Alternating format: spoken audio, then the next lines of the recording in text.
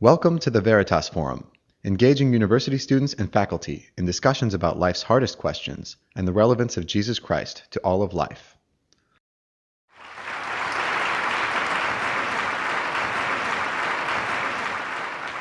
Thank you very much. It's a great pleasure to be here, and I want to thank the Veritas Forum for inviting me, and I want to thank Bill Craig for agreeing to this discussion, this debate.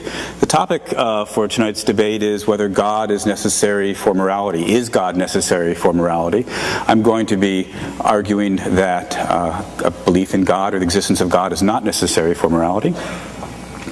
I'm at a bit of a handicap in doing this. I spoke to one of my colleagues, another moral philosopher, gave him the topic, is God necessary for morality? And his answer was, well, of course not.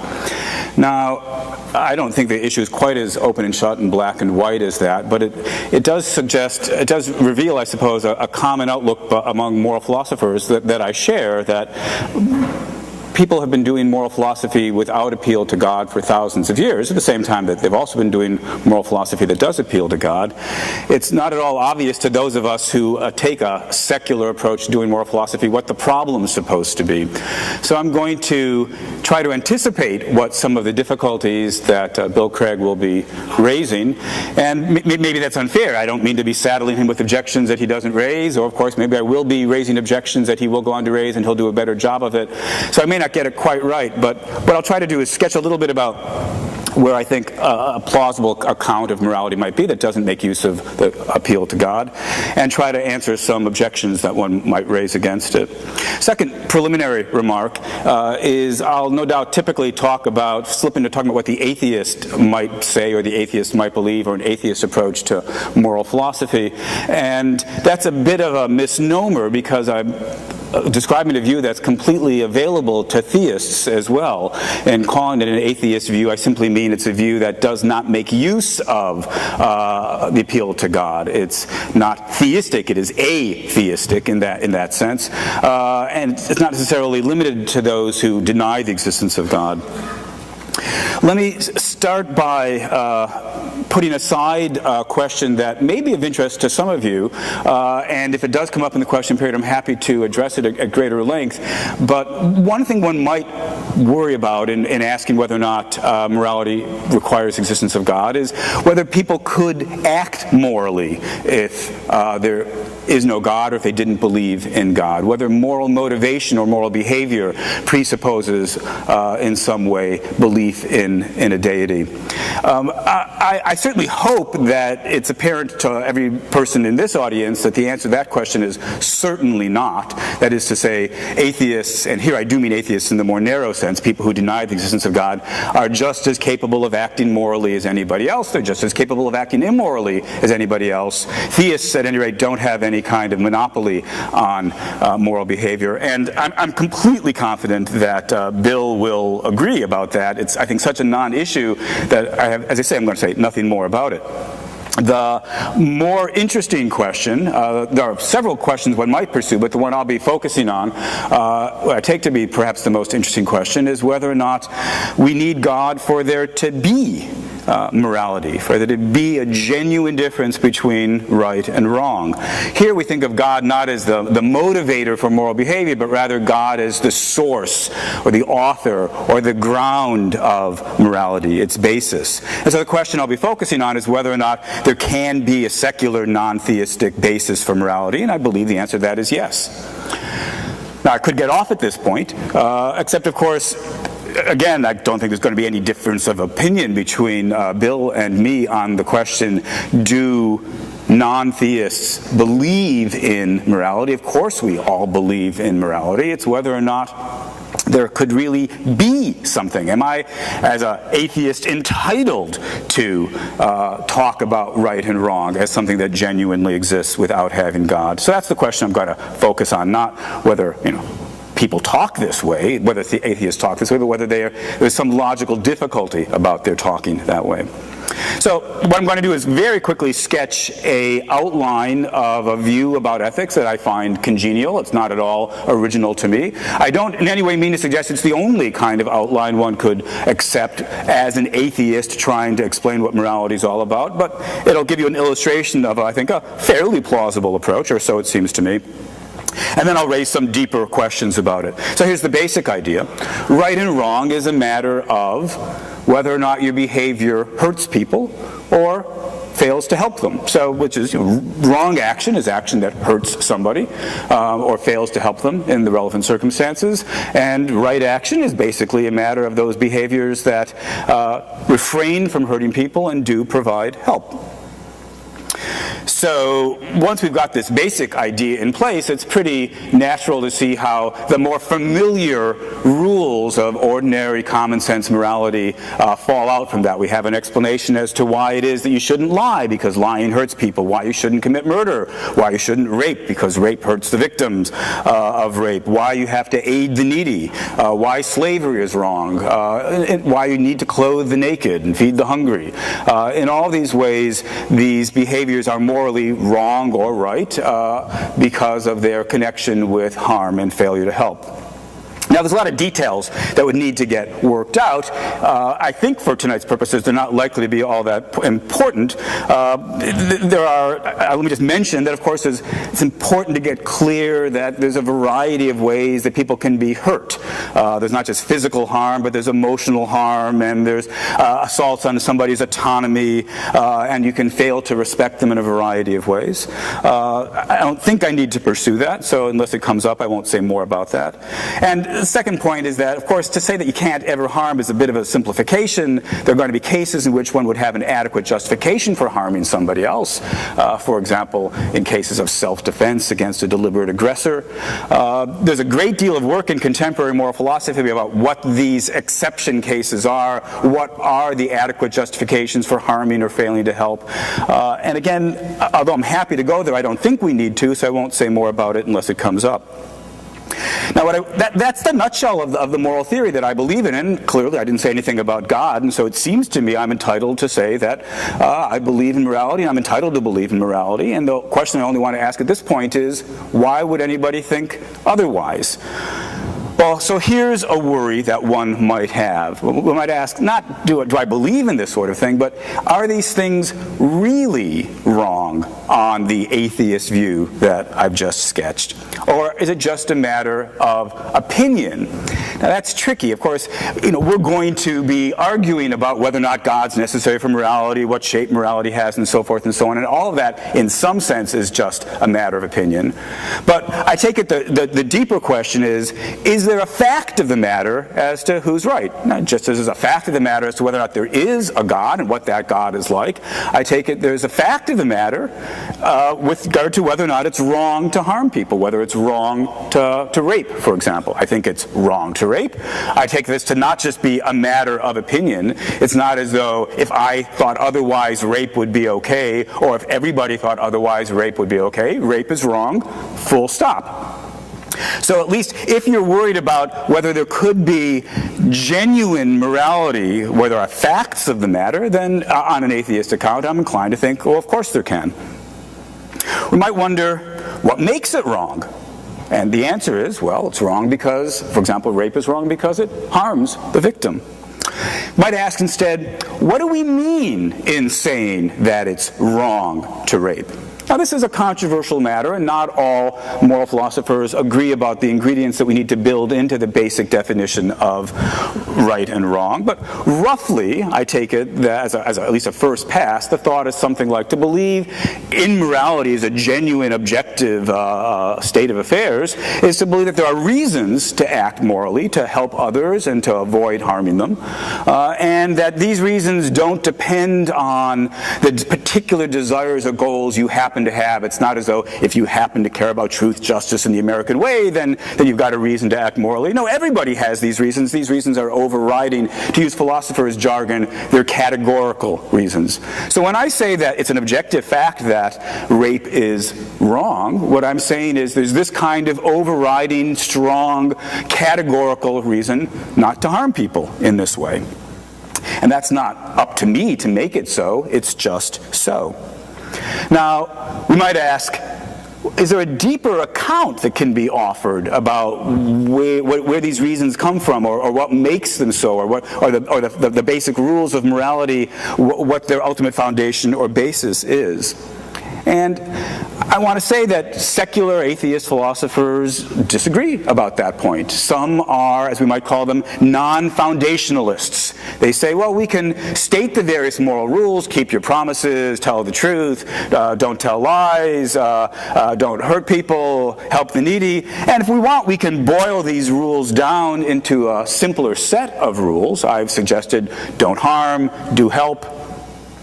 But there may be nothing at all deeper to be said about what makes those rules the valid rules. It's just an objective fact about reality that there are these categorical reasons. There are reasons to behave in certain ways versus other. So that's not just a matter of opinion. There are facts about what there are reasons to do. And these may be among the reasons that there's nothing deeper to say. But there are also philosophers who believe there is something more to say. And again, unsurprisingly, different philosophers will disagree about what that deeper story looks like. Let me give a very quick sketch of one such story. I think it's not bad as far as it goes. Ultimately, I think there's even more to say, but that would take us a rather long time to say that more. So let me just give you the quick sketch. It's a version of the view that's known as contractarianism. The thought is that the moral rules are the rules that we would give to one another to govern our interactions with one another, the rules that we would agree to if we were to set about trying to settle on a bunch of rules to govern our interactions under the assumption that we were perfectly rational. Nobody wants to follow rules that people accept because of mistakes in their reasoning. So imagine us, but soup ourselves up to be reasoning perfectly rational beings would agree to various rules to govern their interactions. And the rules that they agree to are the terms of morality. Now, there's different ways of running this contractarian thought. One version of it, which I have some sympathies to, adds an extra twist. The reasoning needs to take place behind a so-called veil of ignorance. The thought is, I'm not going to know while I'm engaged in this hypothetical bargaining session what my actual position in society is. I won't be able to try to rig things in favor of white males because I won't know that I'm a white male. So I argue from behind this veil of ignorance about my actual identity. So that's the basic thought. So here we have a kind of deeper story. Where do the moral rules come from? They are the rules we would give to ourselves to govern our behavior with one another insofar as we were perfectly rational. Does this capture a notion of objectivity for ethics? It seems to me the answer is yes. There's a fact of the matter about what it would be rational for us to agree to in terms of these rules. One might wonder, is the output of this hypothetical, imaginary bargaining session, are the moral rules necessary? Maybe that's another feature we're looking for in trying to genuinely get morality as opposed to merely the illusion or appearance of morality. And the answer to that is yes, I believe they are necessary. Now, if you're a non-foundationalist, if you don't think there is a deeper story of the contractarian sort that I sketched, or some other deeper story that other moral philosophers have sketched, if you're a non-foundationalist, you might just stop it right here. You might say, to say that murder is wrong is to say that there's a categorical reason not to murder, and this isn't a contingent truth, it's a necessary truth. It's a truth that obtains, as philosophers like to put it, in all possible worlds, that murder would be wrong. If we do go the contractarian route, then we instead might put our necessity a little bit deeper. We might say something like, the moral truths are necessary, but their truth is itself explained in terms of the social contract, and that in turn is explained in terms of the fact that there are certain truths about reasoning, and these are necessary truths. It's a necessary fact that perfectly rational beings would reason about what kinds of rules they wanted to give to one another in such and such a way. So I think we can get the necessity of morality as well. Here's a rather different objection that might get raised. We have the thought that morality involves commandments. We have the thought that morality involves requirements. We talk about moral laws. So sometimes it's suggested that where there's a commandment, there's got to be a commander. Where there's a law, there's got to be a lawgiver. Where there's a requirement, there's got to be a requirer. who plays the role of commander, lawgiver, requirer? Well, it's got to be God. And so it turns out if we're really going to have the notion not just of moral reason to behave in this way or that way, but rather moral requirements to behave in one way rather than another way, then we need to appeal to God after all, to be the lawgiver. This is an argument that's been proposed by various theistic philosophers. Indeed, this very argument's been embraced by some atheistic philosophers who said, yeah, talk of moral requirements does presuppose a lawgiver. Now that I no longer believe in God, I believe there are no moral requirements. Now, I'm not myself inclined to go that way. I'm perfectly prepared to talk about moral requirements. I think it's a completely appropriate thing to do. In fact, it would be inappropriate, it would be just simply mistaken, full stop, to give up talk about moral requirements. So the question I want to push a little bit is it really true that requirements require a requirer? That's a mouthful. And I'm inclined to believe the answer to that is actually no. Let's take an example of a requirement outside the moral domain. I suppose that when we are engaged in reasoning about belief matters, theoretical reasoning, it's a requirement of appropriate reasoning that you not contradict yourself. People sometimes talk about the law of non-contradiction. I take this to be a requirement of rationality, that you not contradict yourself. Now, should we similarly conclude that since there's a requirement, there's a law of non-contradiction, there must be a lawgiver, there must be some cosmic logician who commands us not to contradict ourselves? Doesn't seem to me to be so. I mean, I can imagine that somebody does say that, but I don't myself feel the force of thinking if there's a law of non-contradiction, that is just to say that it's a claim that it's just fundamentally irrational to contradict yourself, I don't see any reason to conclude from that there must be some cosmic logician laying down that law. As we might put it, the logic of the word requirement does not actually entail the existence of a requirer. That's at least seems to me the most natural thing to say about the law of non-contradiction. If we want, we can say, I don't think any harm in saying that reason itself requires that you not contradict yourself. And that's fine. I don't have any problem talking that way. That just, of course, doesn't, I mean, it's talking about reason in a somewhat personified fashion, but no harm done as long as we understand there doesn't actually have to be a person who laid down the law of non-contradiction. Well, similarly then, I want to say that with regard to the various moral requirements, we don't need a lawgiver for them to be genuine requirements. If we want, we can say, and in fact it seems to be a perfectly legitimate thing to say, that reason requires that we act in accordance with reasons. It lays down these various categorical reasons not to harm people, to aid them. And so we can personify reason in that way, but all we just mean, I think, is that there are these compelling, decisive, objective, categorical reasons to behave in certain ways and not behave in other ways, or to reason in various ways. So I myself am skeptical of the claim that commandments require a commander, or requirements require a requirer, or that law requires a lawgiver. So some of you may be more sympathetic to that suggestion than I am. Indeed, some of my colleagues are more sympathetic to that suggestion than I am. It's important to bear in mind that although I have the particular views I'm laying down here, it's not as though all non-theistic philosophers think about these issues in exactly the same way. If you brought up four of us, you'd probably get four different stories about how to ground morality in a secular fashion.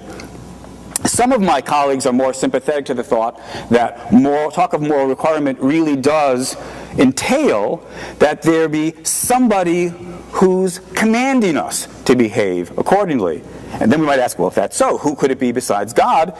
And the answer I want to give on behalf of those of you and my colleagues who are sympathetic to the suggestion, the answer should be all of us.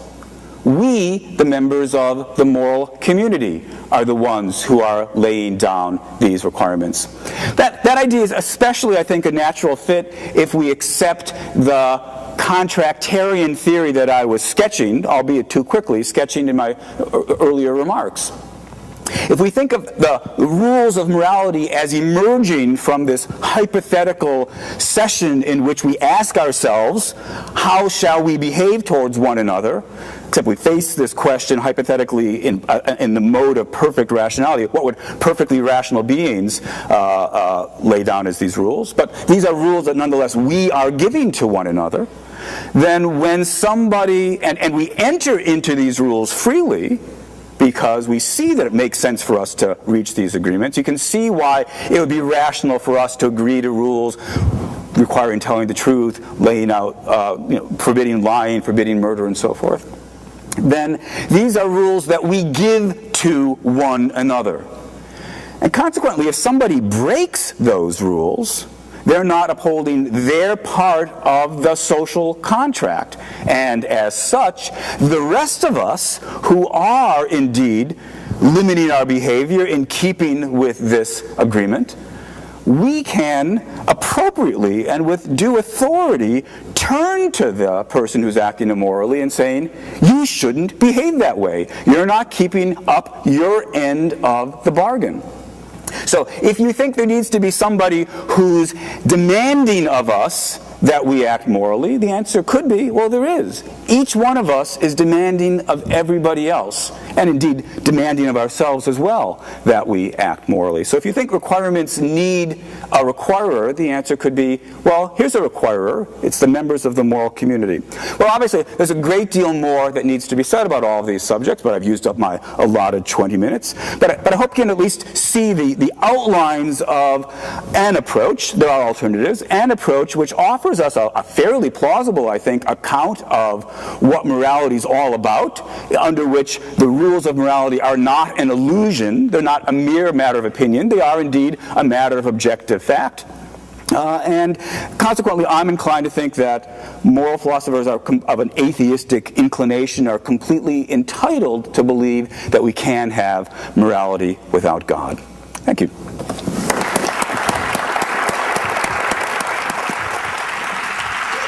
Thank you very much. I didn't realize it had been that many Veritas Forum events over these years. Good evening, and thank you very much. I am delighted to have the invitation from the Veritas Forum to participate in the dialogue tonight, and I want to say it's a tremendous privilege to be sharing the podium with so eminent an ethicist as Shelly Kagan.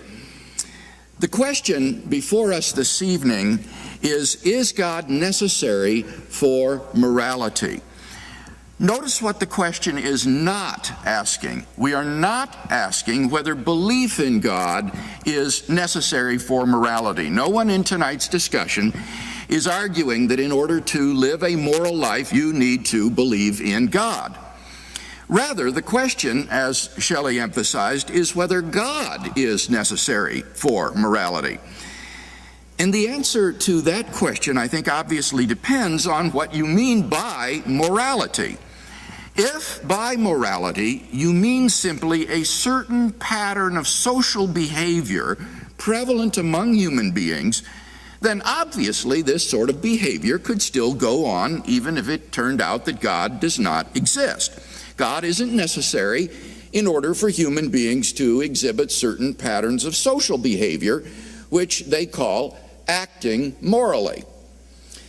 But if by morality you mean that certain things are really good or evil, that certain actions are unconditionally obligatory or impermissible, then many atheists and theists alike agree that God is indeed necessary for morality. In the absence of God, morality turns out to be just a human convention or illusion. The same patterns of social behavior might go on without God, but it would be a delusion to think that such behavior has any objective moral significance. Accordingly, I'm going to argue that God is necessary for morality in at least three distinct ways. Without God, objective moral values, moral duties, and moral accountability would not exist. Let's look at the first point. If God does not exist, objective moral values do not exist. Now, when we talk about moral values, we're talking about whether something is good or evil. To say that there are objective moral values is to say that something is good or evil independently of whether anybody believes it to be so. To say, for example, that the Holocaust was objectively evil is to say that it was evil, even though the Nazis who carried it out thought that it was good. And it would still have been evil, even if the Nazis had won World War II and succeeded in brainwashing or exterminating everybody who disagreed with them, so that everyone believed the Holocaust was good. My first claim is that if there is no God, then moral values are not objective in that sense.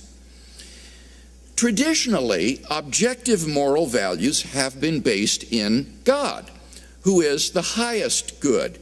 He is the locus and paradigm of moral value. God's own holy and loving nature supplies the absolute standard against which all actions are measured. He is by nature loving, generous, just, faithful, kind, and so forth. And thus, if God exists, objective moral values exist. But if God does not exist, what basis remains for objective moral values?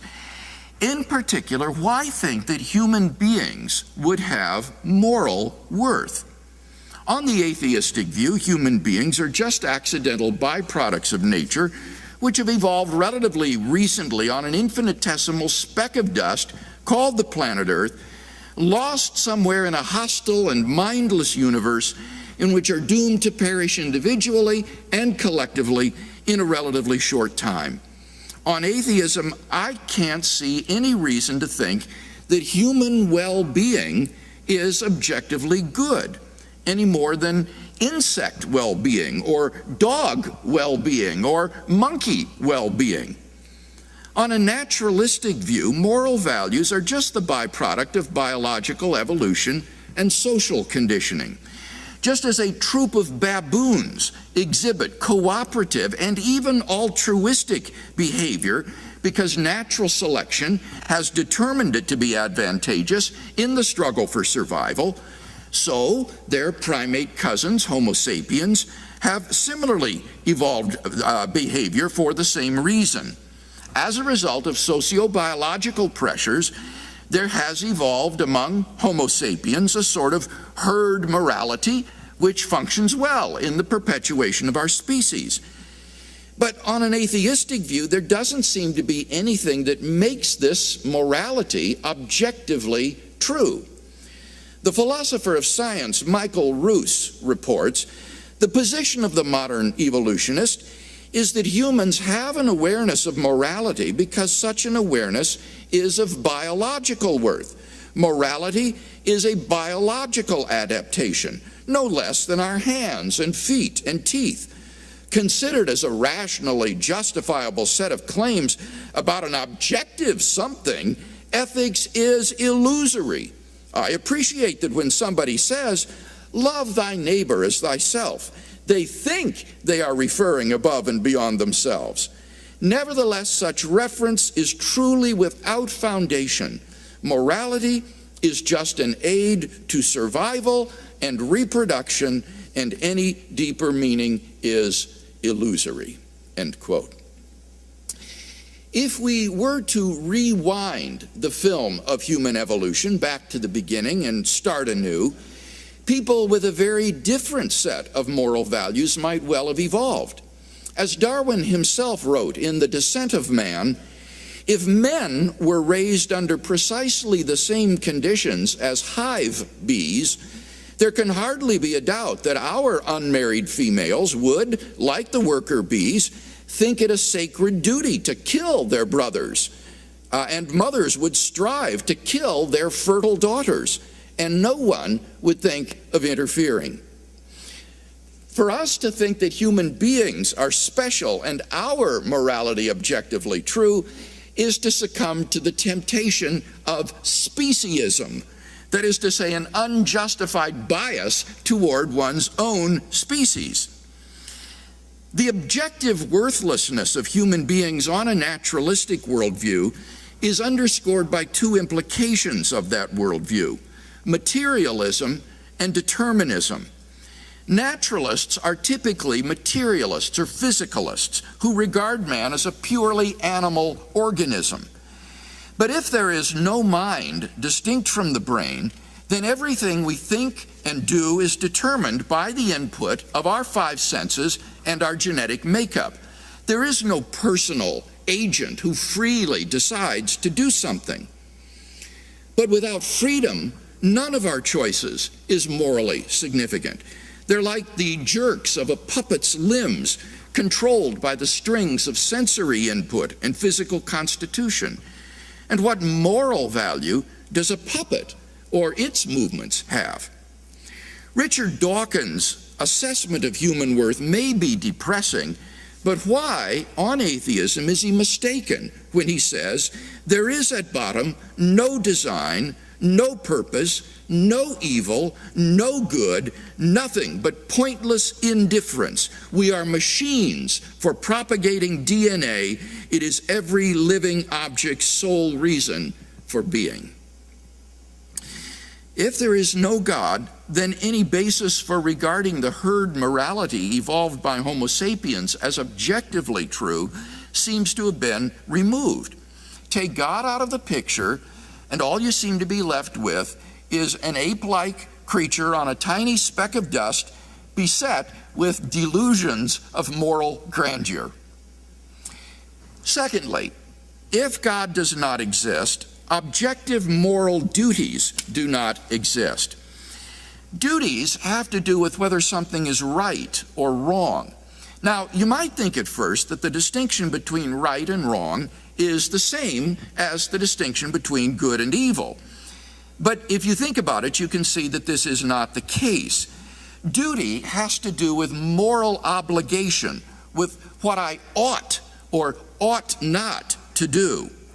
But obviously, you're not morally obligated to do something just because it would be good for you to do it. For example, it would be good for you to become a doctor, but you're not morally obligated to become a doctor. After all, it would also be good for you to become a firefighter or a homemaker or a diplomat, but you can't do them all. So there's a difference between moral values and moral duties. Now, my claim is that if God does not exist, then it seems we have no objective moral duties. To say that we have objective moral duties is again to say that we have certain moral obligations regardless of whether we think that we do. Traditionally, our moral duties were thought to spring from God's commandments, such as the Ten Commandments. Far from being arbitrary, these commands flow necessarily from his moral nature. On this foundation, we can affirm the objective rightness of love, generosity, self-sacrifice, and equality, and condemn as objectively wrong selfishness, hatred, abuse, discrimination, and oppression. But if there is no God, what basis remains for objective moral duties? On the atheistic view, human beings are just animals, and animals have no moral obligations to one another. When a lion kills a zebra, it kills the zebra, but it doesn't murder the zebra. When a great white shark forcibly copulates with a female, it forcibly copulates with her, but it does not rape her, for there is no moral dimension to these actions. They are neither prohibited nor obligatory. So if God does not exist, why think that we have any moral obligations to do anything? Who or what imposes these moral duties upon us? Where did they come from? It's very hard to see why they would be anything more than a subjective impression ingrained into us by societal and parental conditioning. On the atheistic view, certain actions, such as incest or rape, may not be biologically and socially advantageous, and so in the course of human development have become taboo. They go against the social contract that Shelley has imagined. But that does absolutely nothing to show that rape and incest is really wrong. Such behavior goes on all the time in the animal kingdom. On the atheistic view, the rapist who flouts the herd morality or the social contract is doing nothing more serious than acting unfashionably, like the man who flouts etiquette by belching loudly at the dinner table. If there is no moral lawgiver, then there is no objective moral law which we must obey. It's all a matter of social convention on a par with rules of etiquette. Thirdly, if God does not exist, then there is no basis for moral accountability. Traditionally, it's been held that God holds all persons morally accountable for their actions. Despite the inequities of this life, in the end, the scales of God's justice will be balanced. And thus, the moral choices that we make in this life have an eternal significance. But if God does not exist, what basis remains for moral accountability? Even if there were objective duties and values under atheism, they seem to be irrelevant because there's no moral accountability. If life ends at the grave, then ultimately it makes no difference whether you live as a Stalin or as a Mother Teresa. As the Russian writer Fyodor Dostoevsky rightly said, if there is no immortality, then all things are permitted. Given the finality of death, it really does not matter how you live. The state torturers in Soviet prisons understood this all too well. Richard Wurmbrandt reports, "The cruelty of atheism is hard to believe when man has no faith in the reward of good or the punishment of evil. There is no reason to be human. There is no restraint from the depths of evil which is in man." The communist torturers often said, "There is no God, no hereafter, no punishment for evil. We can do what we wish." I have heard one torturer even say, "I thank God, in whom I don't believe, that I have lived to this hour when I can express all the evil in my heart." He expressed it in unbelievable brutality and torture inflicted on prisoners. Given the finality of death, it really doesn't matter how you live. So, what do you say to someone who concludes that we may as well just live as we please out of pure self-interest? You might say it's in your best self-interest to adopt a moral lifestyle. But clearly that's not always true. We all know situations where self-interest runs smack dab in the face of morality. Moreover, if you're sufficiently powerful, like a Ferdinand Marcos or a Papadoc Duvalier or even a Donald Trump, then one can pretty much ignore the dictates of conscience and safely live in self-indulgence. Historian Stuart C. Easton sums it up well when he writes, "There is no objective reason why man should be moral unless morality pays off in his social life or makes him feel good. There is no objective reason why man should do anything save for the pleasure it affords him." To believe, then, that God does not exist and that there is thus no moral accountability would be quite literally demoralizing. For then we'd have to accept that our moral choices are ultimately insignificant, since both our fate and that of the universe will be the same regardless of what we do.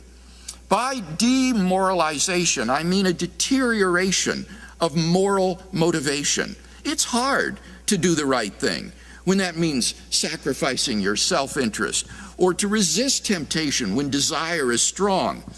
And the belief that ultimately it doesn't matter what you choose or what you do is apt to sap one's moral strength and so undermine one's moral life.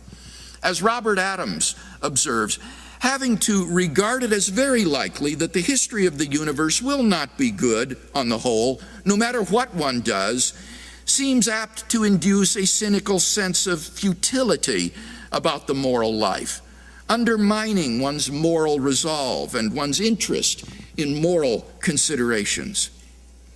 The absence of moral accountability from the philosophy of atheism thus makes an ethic of compassion and self-sacrifice a hollow abstraction. In sum, I think it's plausible that without God there are no objective moral values, moral duties, or moral accountability. God is therefore vitally necessary to morality. Now, as I said, this is a conclusion which is accepted by a great many atheist philosophers, such as Nietzsche, Russell, and Sartre. Though the conclusion is a painful one, these thinkers believe that honesty compels them to face it squarely. The challenge confronting the atheist philosopher, who continues to cling to objective moral values and duties after letting go of God, is, I think, threefold.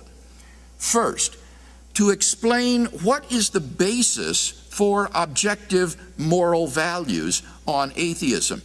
In particular, what is the basis for the intrinsic value of human beings?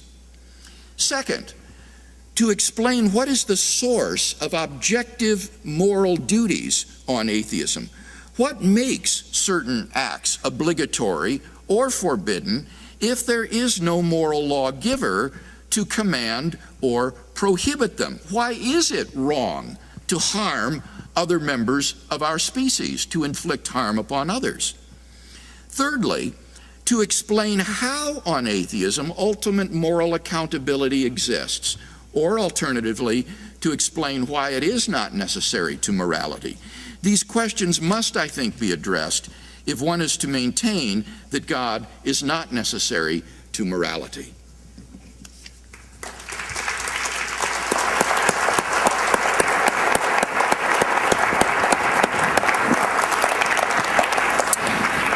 We'll now have 10 minutes of questioning between Dr. Craig asking Dr. Kagan about his thoughts.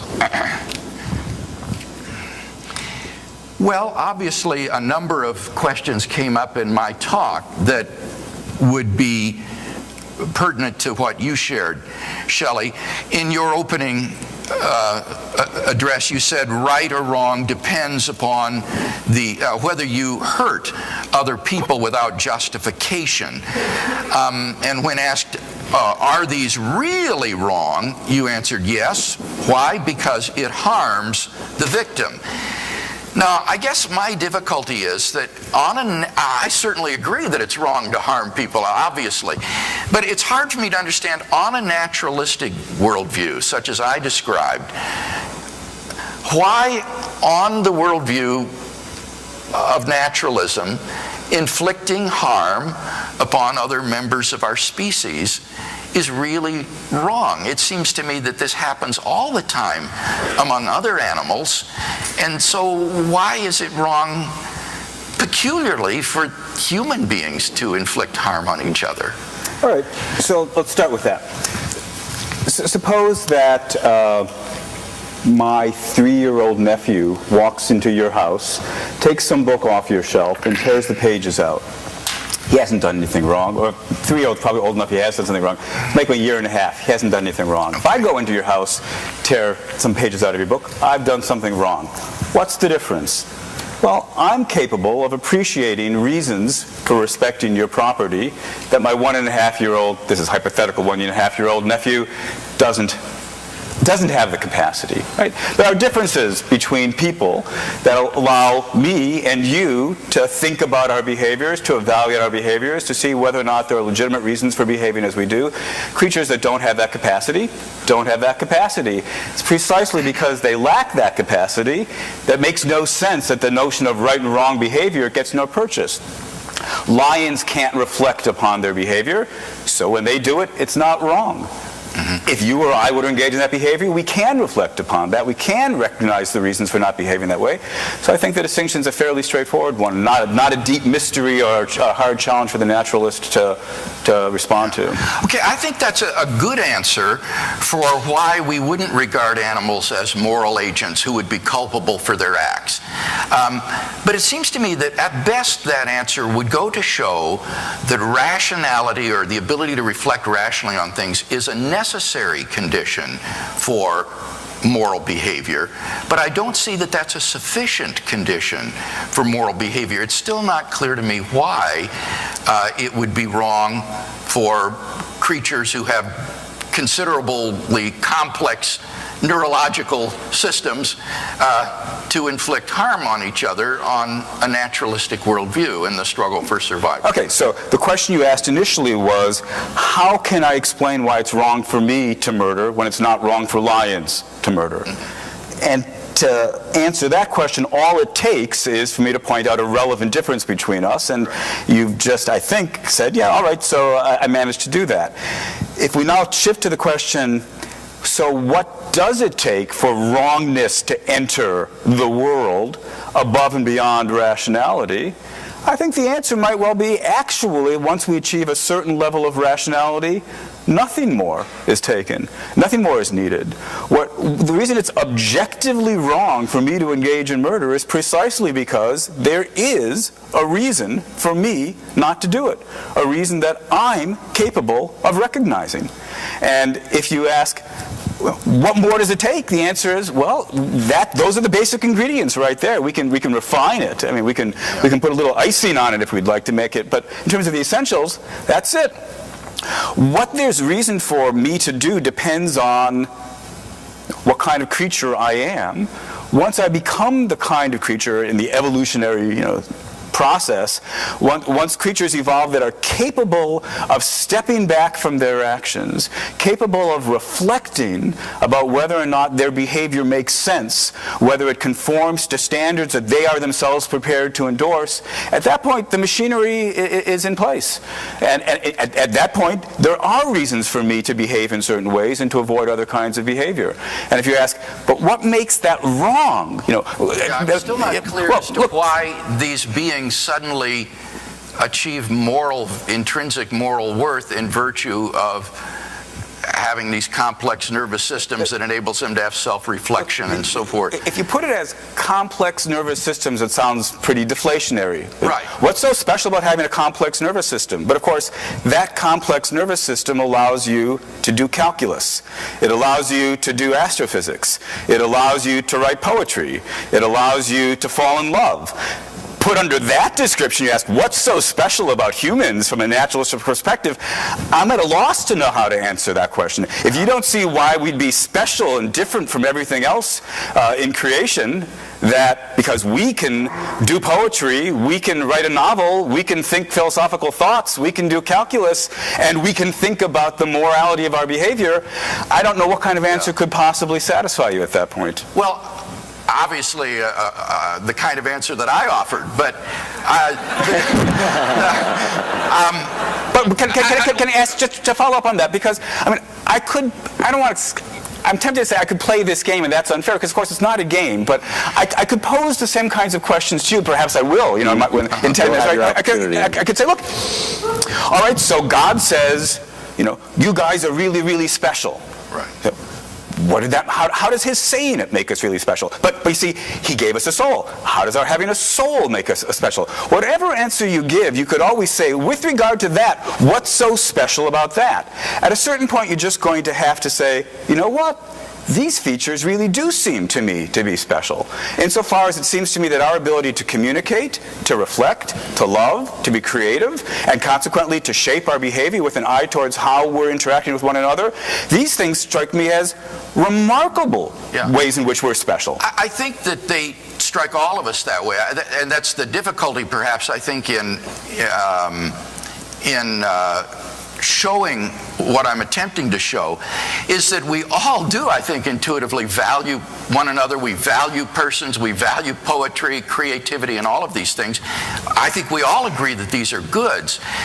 The question is, though, on a naturalistic view, why think that these things are goods? It seems to me that you emphasize in your own book, On the Limits of Morality, the importance of having explanations and not cutting off the search for explanations too soon.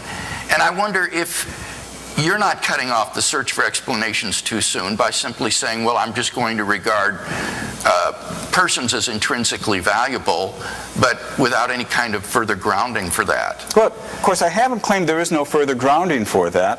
I gave you a sketch of the contractarian thought. Your attitude was, I don't find that a very compelling story. It doesn't seem to me to be the kind of thing that constitutes an adequate grounding. I suppose these things are in the eyes of the beholder, and everybody here is entitled to decide for themselves what kind of answers will be satisfactory or not. Well, let me ask you a different question. One more. Oh, okay. Are you a determinist? Yes. And yet you still think that love is significant and human choices are morally significant, even though they're determined? So to give a piece of jargon to the audience that Bill will be familiar with, I'm a compatibilist. That is to say, I believe that one can combine determinism and free will.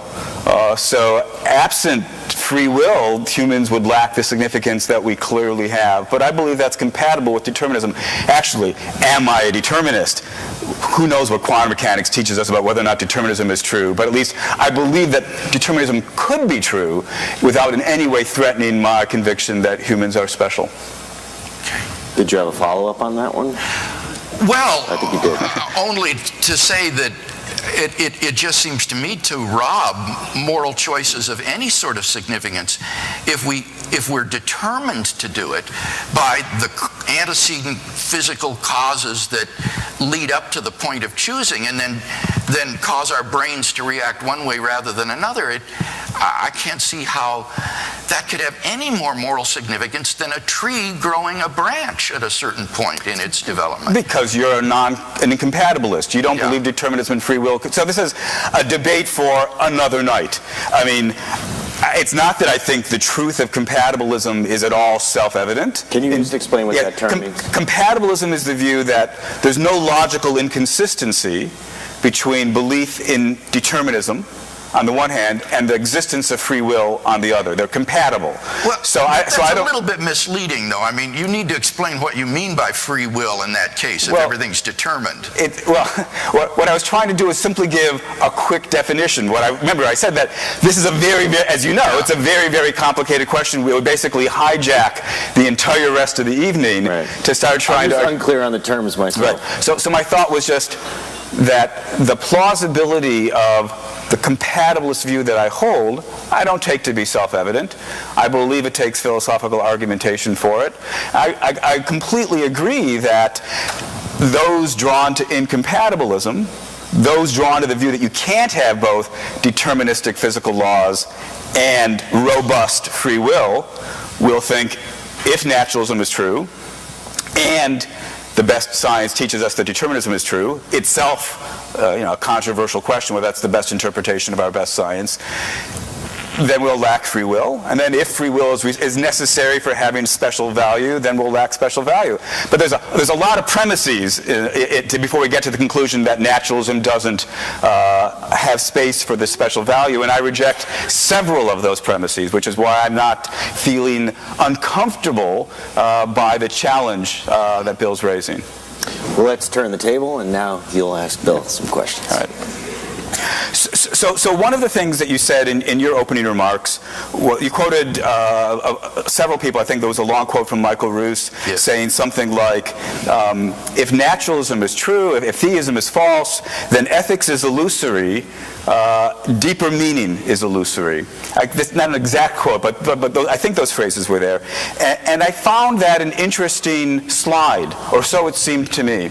The move from ethics is illusory to deeper meaning is illusory. I think I want to concede that in the way you mean deeper meaning, I don't believe in deeper meaning.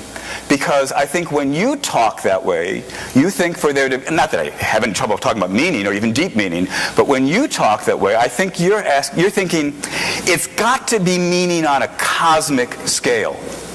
that's where some of the points about accountability come in as well. Yes. So, fine, I believe that humans are just creatures that evolved on this tiny little speck of dust. But I don't see how the denial of deeper meaning should give me any reason to think, therefore I'm committed to ethics as illusory. So perhaps you could explain that. Where that came in, I think, was with respect to moral accountability. And yes, and also with regard to the significance of human beings. It seemed to me that on a naturalistic worldview, everything is ultimately destined to destruction in the heat death of the universe. As the universe expands, it grows colder and colder as its energy is used up. And eventually all the stars will burn out. All matter will collapse into dead stars and black holes. There will be no life, no heat, no light, only the corpses of dead stars and galaxies expanding into endless darkness. And in light of that end, it's hard for me to understand how our moral choices have any sort of significance. There's no moral accountability. The universe is neither better nor worse for what we do. That ultimately there isn't, our moral lives become vacuous because they don't have that kind of cosmic significance. I still need to have you explain that for me better, because again, it seems to me it's one thing to say it lacks eternal, cosmic, everlasting significance. It's another thing to say it lacks significance. In fact, to give one of your examples, you talked about, again, I don't remember the source of this quote, but the torturers, was it Nazi torturers? Right, yeah. And you say, you know, if theism isn't true, then it doesn't really matter. This strikes me as, I'm sorry, I'm sure it's going to sound rude, but it strikes me as an outrageous thing to suggest. It doesn't really matter? Surely it matters to the torture victims whether they're being tortured.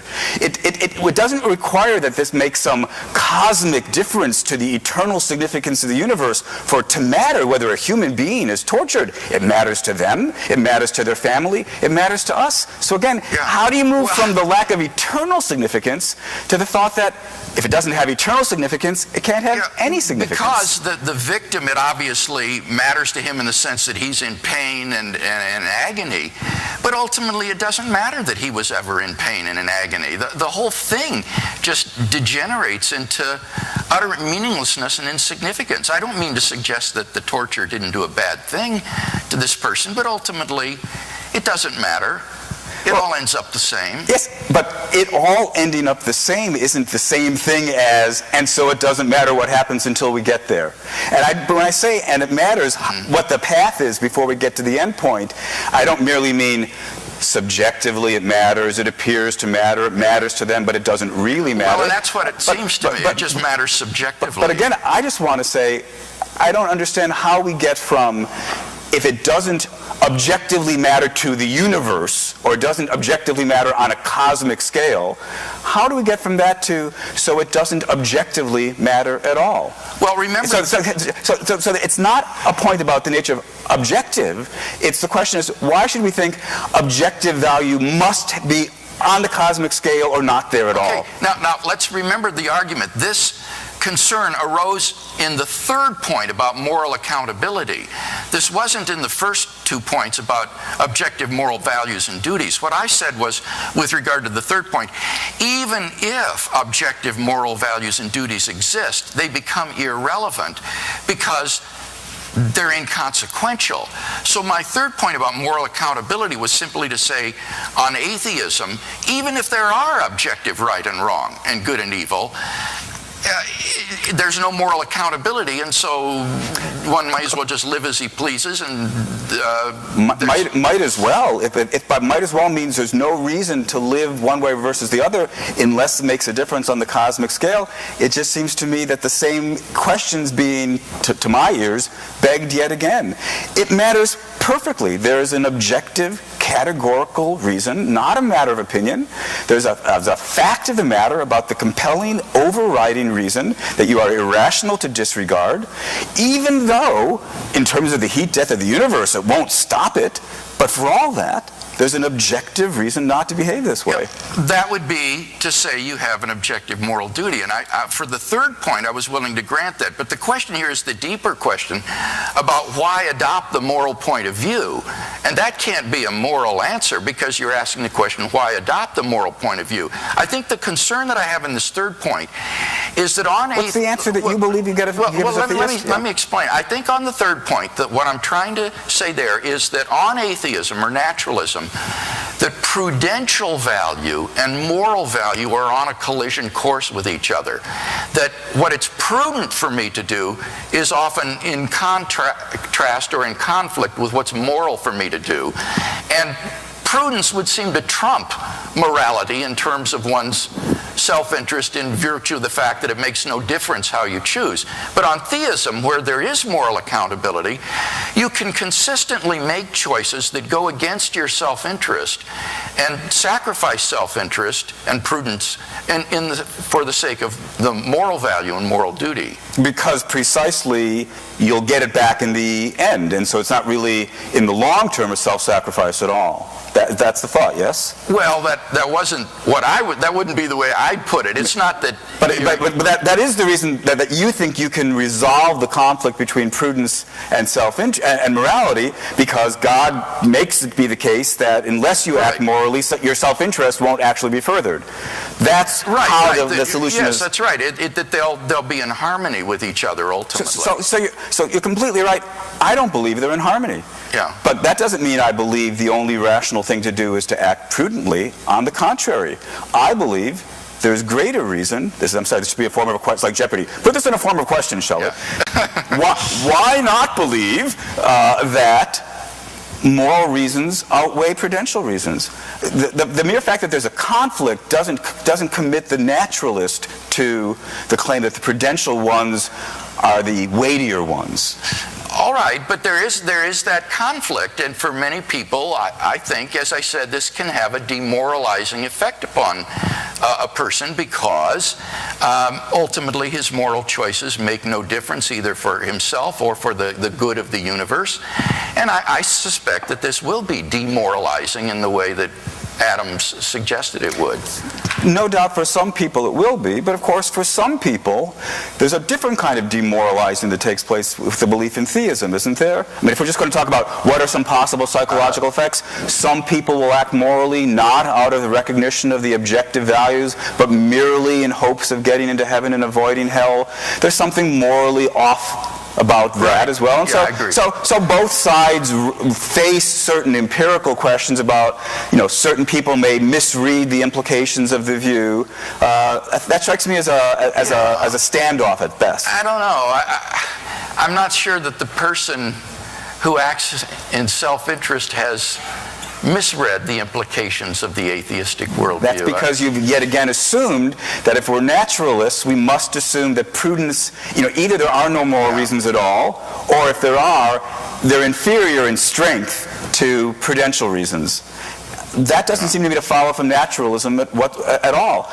If we had more time, obviously we can only begin to scratch the surface of this debate. If we had more time, I'd lay upon you my elaborate theory of the nature of practical reasoning, according to which prudential reasons are less significant than moral reasons. Well, this is a view that I think is completely compatible with naturalism. Perhaps we can get it.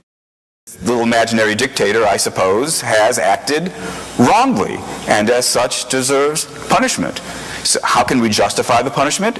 In terms of the rules of the social contract. What do we do? We agree in the contract that if people break the contract, they'll be subject to penalty. What if he doesn't want to sign the contract? So look, he's outside the contract, so he's not bound by it. Well, the question is not what does any given person in fact agree to. That's why I talked about what we would agree to insofar as we're imagining ourselves as being perfectly rational. As a perfectly rational being, that is to say, if you imagined a kind of souped up, cleaned up version of the dictator, it would be just as reasonable for him to sign the contract as for the rest of us. It's neither here nor there that he doesn't accept morality. He's still bound by it. We're all bound by it precisely because it would be reasonable for all of us to agree to its terms. Dr. Kagan, you say that human reason leads to morality. Dr. Craig. Dr. Craig, I'm sorry. Wrong pile. Okay, I got myself confused. Okay. Dr. Craig, do you think that without God there is no free will? Yes, I guess I would say that, because it would seem to me that if God doesn't exist, then human beings are just material objects, and that what we call free choices are just the results of electrochemical reactions in our nervous system, and that therefore they're not genuinely free. So that was why I said one of the implications of naturalism is physicalism, and as a result determinism. And this seems to me to be just a clear reason for thinking that our moral choices are ultimately illusory and insignificant, because they're like having a toothache, or like having hair grow. There is no sense in which a personal agent freely chooses between A and not A in making a moral decision. So I guess I would say that. Shelly, it seems like there are a lot of people are hung up on the Nazis. Yeah. They're bad. They're objectively bad. Let's be clear about that. But it's hard for them to, it seems like, just based on the questions, it's hard for people to understand how we can objectively say they're bad when, if they won, would they still be bad? If they were the ones kind of running the world and dictating morality, would they still be objectively bad in your view? Yes, the suggestion is not that it's a matter of a popularity poll, or who wins the Second World War, or which way history goes. It's a thought experiment. The social contract is a thought experiment, and you ask yourself, what are reasonable terms to govern our behaviors with one another? And in trying to set up that thought experiment, you want to set certain background conditions. One background condition I mentioned was the veil of ignorance. You want to make sure you don't know whether you're one of the people who are, in fact, the winners in society or the losers in society. One of the conditions is you want to imagine the bargainers are rational, because you don't want the rules that emerge to be an artifact of some mistake in reasoning. It's neither here nor there what the Nazis thought was acceptable. The question is just what, in fact, would be the terms of a contract agreed upon by perfectly rational bargainers. And the terms of those contracts, I think if we had more time we could proceed to lay out the argument, are such that there'd be a prohibition against killing innocent people, which of course is exactly what the Nazis did. So what the Nazis did was violate the terms of the contract, and so in fact they were immoral whether or not they see it. Dr. Craig, there seems to be an issue with this idea of objective good, that there have been numerous crimes in the history of humanity perpetrated on, in the name of religion. Right. Right. How do you grapple with that issue? I'd like to use religious examples of atrocities to help communicate to students the difference between objective good and objective evil.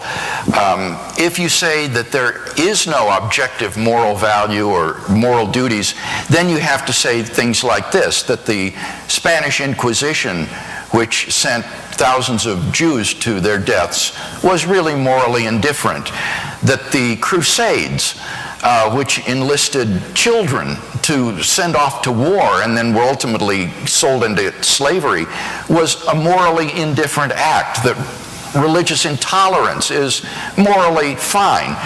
So I think that these examples help to underscore the fact that there really are objective moral values and duties that we recognize when we think about these kinds of situations. So remember, the argument isn't that you have to believe in God in order to be moral. That's not the argument. The argument is that you need to have God as an objective, transcendent standard for moral value that moves beyond simple human conventions or societal mores. But why do we stray so much? Why do these things happen so often in the name of God? Right. If you would ask me that as a Christian philosopher, I would begin to talk about Christian doctrine of sin, that we're morally fallen persons, that we're corrupted, and therefore in desperate need of God's moral cleansing and forgiveness and rehabilitation in our lives, and that these moral issues bring to the fore our desperate need of God as a moral healer and forgiver.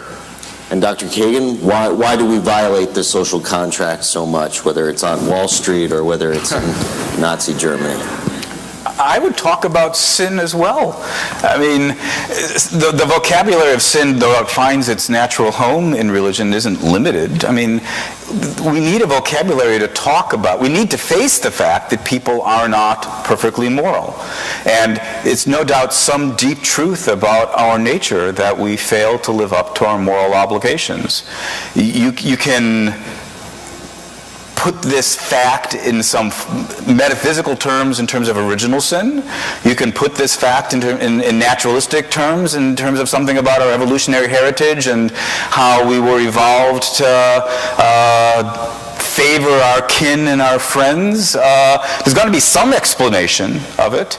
Anybody who pretends that everything is well with the world is naive. The claim that there's objective morality is not, and that perfectly rational beings would agree to its terms and thereby ground or be from the basis of objective reality, is not any kind of claim that we are perfectly rational, that we behave perfectly rationally. In trivial terms, this is a completely familiar fact. You're on a diet, and the piece of chocolate cake calls you from the refrigerator, right? So you know you shouldn't do it. You do it anyway. That's what people are like. Interesting question why that's so, but I take it there's no disagreement at all that it's so. And the naturalist, I think, is no more at a handicap in terms of offering explanations of that fact. What about ways of preventing it? Do you have any thoughts on that? I mean, are there ways of controlling, it's sort of instilling the social contract a little bit better? Well, look, there are a variety of things that people need in order to become moral beings.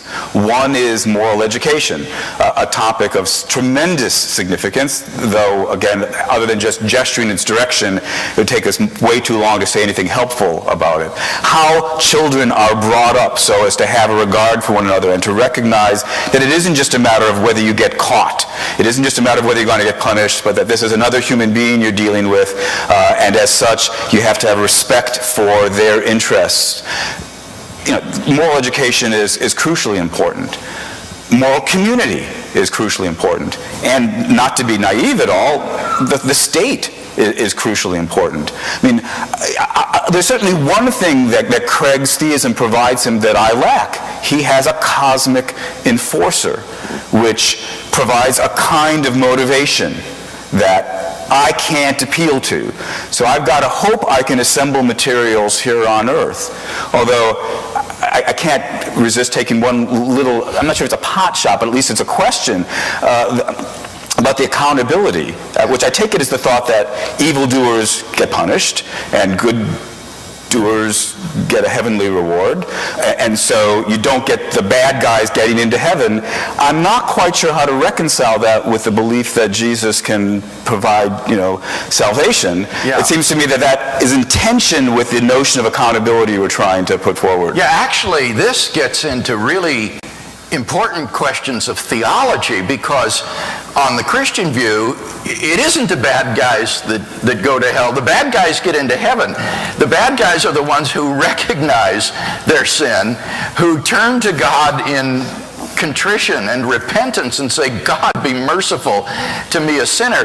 It's the self-righteous Pharisees who wind up in hell because they fancy they're so good they don't need God's forgiveness and cleansing. So on the Christian view, Christ actually is the one who bears the penalty and the payment for sin. The wrath of God from God's holy justice is poured out upon Christ so that I don't have to pay the penalty for my sins that I deserve, and I can be a beneficiary of His grace. But that does seem then in tension with the notion of accountability that you were laying forward, where the thought was, unless my doing good has cosmic significance, if it turns out that I can do evil, and as long as I manage to recognize the saving power of Jesus, in time, this accountability stuff's not really there. Well, I mean, no genuine Christian would think like that. What I was trying to communicate there, is that our moral lives really matter, that they make a difference. For me, the thought that everything perishes in the heat death of the universe, like Russell's credo, is so depressing, so awful that it just seems to put a question mark behind everything we do. All our accomplishments, all our deeds just seem so trivial in light of this cosmic doom that awaits us all. But not for me. Yeah. It seems to me. It seems to me that I just don't understand. If I've saved somebody's life, I've done something significant. I've done something important. I've done something whose significance is not in any way threatened, diminished, reduced one iota by the fact that whatever it is, 40 billion years from now, the sun will explode. It's neither here nor there. I've saved a human life. That's what matters. And the fact it doesn't have cosmic significance doesn't seem to me to undermine its significance. I'd like to talk about animals. Animals? Yes. What about our relationship with animals? Do we have a moral obligation to treat animals well, or are they just totally separate from us in the grand scheme of things? Now, is that a question for me? It's for both of you. You want to go first? Yeah, well, I think that here the Christian, the theist, has a tremendous advantage in terms of developing an environmental ethic and an ethic for the stewardship and care of animals. And it would be based not upon the fact that animals themselves are moral agents who have rights, because, as we've said, not being rational beings, they aren't moral agents. So it's not as though the antelope has the right to live or something of that sort. But rather, on a Christian view, God has given us stewardship of this beautiful planet to care for it and not to pollute it and ravage it and destroy it. And so I think we have responsibilities toward the animals that would involve not just slaughtering them aimlessly, polluting the seas and destroying their environments and so forth, but that we would be like gardeners, in a sense, tending a garden in which there are not only vegetable life, but also there would be animal life as well. So I would see this as rooted in the divine responsibilities and mandates given to us to be good stewards of the earth. Are you a vegetarian? No, I'm not. So our stewardship towards animals only goes so far. Right. We can eat them. We can chop them up and wear them. Yes. But that would be done in ways that would be, I think, compatible with certain kinds of rules. So I'm not sure you get the advantage, as you put it, in that case. So, but I mean, on naturalism, what can the naturalist say in the struggle for survival of the fittest? How is there any kind of ethic toward behavior toward animals? My view wasn't survival of the fittest. My view was that what morality boils down to is don't harm and do help. And now the question is, can creatures like chickens and cows be harmed? And the answer is, of course they can. Consequently, I think it's immoral to harm them. And that seems to me to provide a very strong moral reason to be a vegetarian, to not wear leather, and the like. So I certainly will concede that your view allows for a space for a certain kind of limited responsibility towards the animals, but I beg to differ with the claim that you've got a better handle on that situation than I do. It seems to me that our treatment of animals is morally appalling. It's morally completely unacceptable, and that we ought to radically revise the way we live precisely because they feel pain, they can be hurt, and we're constantly hurting these creatures. Let's talk about the difference between various societies. How do we explain differences in culture, the treatment of women, the treatment of different races, genders, sexualities in various societies, if there is a single God with a single morality, or if there is a social contract standard? Now here I don't think there would be any significant difference between us in the sense that this is a question about moral epistemology, that is to say how we come to a knowledge of the good and the right, rather than a question of moral ontology, which is a question about the objective reality of the good and the right. And I think we would both agree that the objective existence of moral values and duties doesn't imply that these are always easy to grasp, or that people infallibly do grasp them, given our human proclivity to selfishness and sinfulness. So certain societies haven't caught up? Yeah, I have absolutely no qualms about being politically incorrect and saying that certain societies, like National Socialist Germany, were morally corrupt. Or Afrikaner or South Africa, or... what about Saudi Arabia? Yeah, in its treatment of women, I think it's appalling. I think that once you have a transcendent moral standard that transcends culture and society, you're in a position to make the kind of judgments that the court did at Nuremberg in saying that these Nazi leaders were war criminals and were justly condemned for what they did. If you lack that transcendent standard, then I think you are faced with the problem of sociocultural relativism. Well, as Craig says, this is, I think, actually a point in which we are in large agreement. I might not use the word transcendent here, but I think I agree otherwise with virtually everything he said.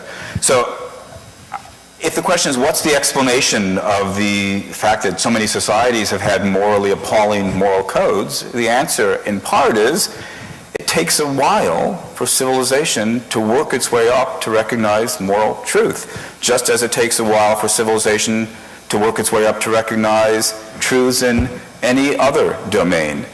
So I believe in evolution. I believe for familiar, I was making a remark like this over dinner, that for familiar evolutionary reasons, we were built to think the world moved along roughly Aristotelian lines with regard to physics. It's bad physics, but it's understandable why evolution would select us to think that something like Aristotelian physics was so.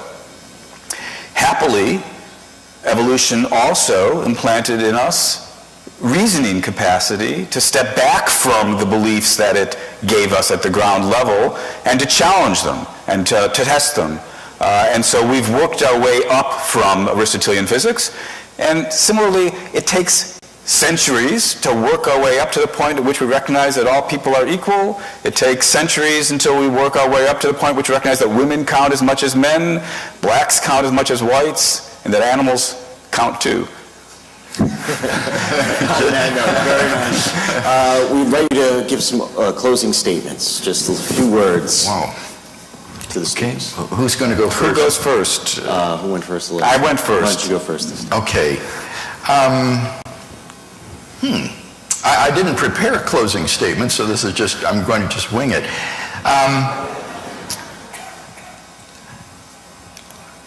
I've argued tonight that if God exists, then you do have an objective basis for moral values, moral duties, and moral accountability. And I don't think that that's ever been disputed tonight. The debate has been more about whether naturalism can give you these things, but we haven't really contested that if God exists, then you will have a sound foundation for morality. God's own holy and just nature will be the good and will define the good as all things relate to it. His commandments to love him and to love our neighbor as ourselves will furnish grounds for our moral duties and obligations that will be objective and transcultural. And then our lives will have a paramount significance because the moral choices we make really do make a difference. They have eternal consequences. So I think theism is tremendously attractive and would invite you to consider it for yourselves. By contrast, on naturalism, it's hard to see why these creatures we call Homo sapiens have intrinsic moral value. This moral contract seems to me to be just a fiction and not really anything more than a social convention that Homo sapiens conspire among themselves to fancy themselves valuable. And this is especially evident, I think, on materialism and determinism, where, as I say, making a moral decision is no different than a tree growing a branch. It's hard to see how a puppet and its movements can have moral significance. In terms of moral duties, again, without someone to prohibit something or to command something, it's very hard to see how things can be prohibited or commanded. That's very different than the law of contradiction, I think, because the law of contradiction doesn't prescribe behavior. It doesn't say to you, don't contradict yourself. You're free to do that if you want to. It just says if you do so, you're irrational. But the moral duties are giving you prescriptions for behavior, for ways you ought to behave. And it seems to me on atheism that they are just like rules of etiquette. And then finally, moral accountability. I've already talked about that it's hard to see why we should always adopt the moral point of view rather than just act in our own self-interest on atheism, since it really doesn't make any difference in the long run. So I would just invite you as students to think deeply about whether or not theism isn't the better foundation for building your own moral life and a career that lies ahead of you. Well, let me start on a note of agreement. I would want to invite all of you to think as well. I don't think the issues that we've been talking about this evening are at all easy or simple. I suppose it's probably obvious that we haven't settled anything here, but it's important to also point out that we've only begun to address any number of relevant issues. This is not the kind of topic that you can do justice to in an hour and a half. At best, it can whet your appetite for learning more. So on the one hand, I want to encourage all of you who haven't taken a class in moral philosophy to take a class in moral philosophy and see how some of the great minds through history of Western civilization have dealt with some of these issues. And similarly, I would encourage all of you, theists or not, take classes in religion. I hope I've said nothing this evening to suggest any kind of hostility to religion.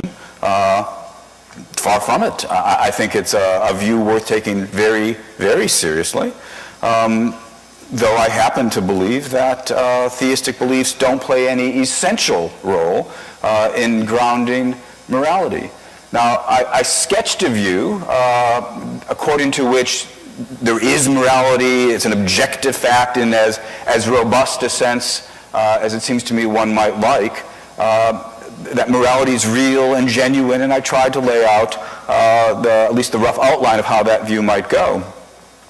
It seems to me that one essential point of disagreement between Craig and me is something that I asked about several times. It's this move, what to my mind is the move from the thought that without theism, then our actions don't have eternal cosmic significance, to the conclusion that, therefore, without theism, our actions don't have significance, objective moral significance. That just seems to me to be a mistake. It seems to me that if I love somebody, the reality of that loving relationship is valuable, of real value, of genuine objective value, and it's not in any way threatened by the fact that I will die, my wife will die, my children will die, and eventually the universe will come to an end. The fact that billions and billions of years from now it's all going to be the same doesn't mean it's all the same now. I certainly want to concede that if you're looking for this kind of cosmic significance, atheism's not going to provide it for you. But that wasn't the subject of tonight's debate. The subject of tonight's debate was whether you needed that kind of cosmic significance to have morality. And on that issue, I'm quite confident the answer is no. Thank you all very much. Thank you. That was really good. Very good.